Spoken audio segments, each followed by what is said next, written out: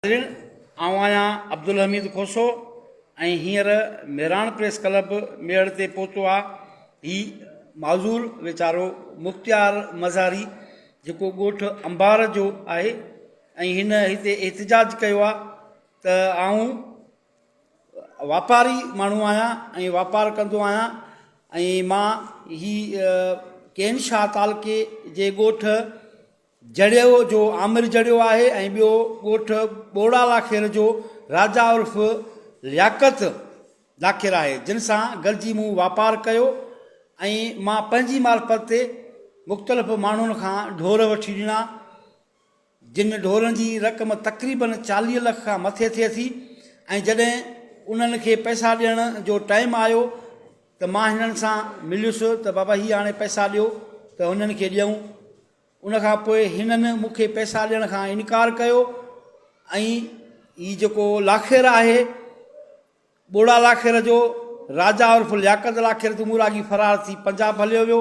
बाक़ी रहे थो आमिर जड़ियो, जंहिं ॾे आऊं फ़ोन कयां थो त फ़ोन घणे भाङे खणे नथो, अगरि खणे थो त चवे थो छाजा पैसा, ऐं रहंदो मूंखे धमकियूं ॾिए थो, मौतमार धमकियूं ॾिए थो। उन करे हिन SSP दादू खे अपील कई आहे त मूं मिसकीन माज़ूर सां इंसाफ़ कयो वञे ऐं हिननि जवाबदारनि ख़िलाफ़ु कानूनी कार्रवाई करे हिननि खां मूंखे पैसा वापसि ॾियाराया वञनि त जीअं आऊं इज़तदार माण्हू आहियां ऐं जिन जी रक़म मूं ॾे आहे ऐं उन्हनि खे उहा रक़म वापसि कयां। वधीक हीअ मुख़्तियार मज़ारी पाण आहे, उनखां असां पुछंदासीं त असुल में मामिलो छा आहे। जी मुख़्तियार, छा मामिलो आहे? असल में सर वापार में हलूं पिया, मां ऐं मूंसां गॾु ॿ ॿिया माण्हू। उहे कहिड़ा आहिनि, उन्हनि नाला छा? जड़ियनि जो आमिर जड़ियो ऐं केनशाह जे भरिसां ॻोठु आहे ॿोड़नि लाखेरनि जो राजा उर्फ़ लियाकत लाखेर। मां हुनखे मुख़्तलिफ़ माण्हुनि खां माल वठी ॾिनो 8 या 10 ॾींहं जी ऑडर ते। हू कुझु 5 रुपया ॾेई क़ाइमु कया, पोयां बक़ाया पेमेंट रहंदी थी वञे, वरी मां हुनखे माल वठंदो पोइ ॾींदो वञा अवा पैसा। हाणे जॾहिं 35-40 लख रुपया थी विया त मां हुनखे चयो आहे पैसा ॾियो, मूंखे माण्हू परेशान था कनि, मां ग़रीब मिसकिन काॾूं हुननि खे पैसा ॾियां।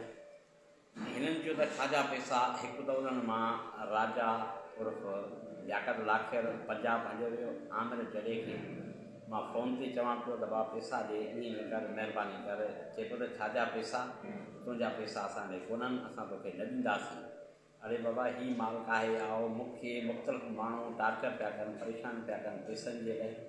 इन जे लाइ मां हिननि जे मुख़्तलिफ़ टाइम ते फ़ोनियूं कंदो रहियुसि, कॾहिं काल खणनि पिया, कॾहिं न पिया खणनि।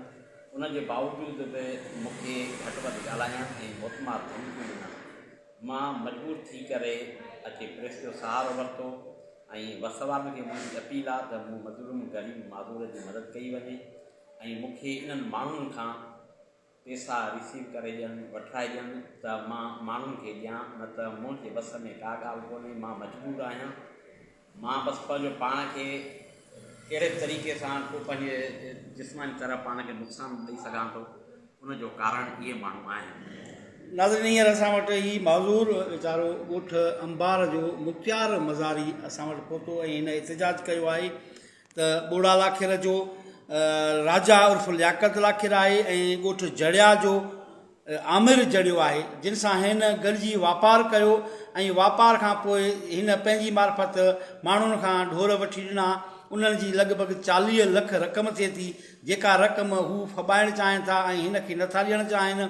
राजा लाखेर पंजाब भॼी वियो आहे ऐं आमिर जड़ियो जेको हिन जी फ़ोन खणण लाइ तयारु न आहे ऐं हिन सां मिलण लाइ तयारु न आहे ऐं रहंदो बि हिन खे धुरियूं ई ॿई धमकियूं था ॾियनि, मोतमार धमकियूं था ॾियनि ऐं पैसा ॾियण खां इनकार था कनि। हिन वीचारे मजबूर थी मीडिया जे अॻियां एहतिजाज कयो आहे ऐं SSP खां ॿियनि अख़्तियारनि खां अपील कई आहे त मूं मिसकीन माज़ूर खे पैसा वापसि ॾियाराया वञनि ऐं इन्हनि ख़िलाफ़ु कानूनी कार्रवाई कई वञे, न त ॿी सूरत में आऊं मजबूर थी कहिड़ो बि क़दम खणी थो सघां।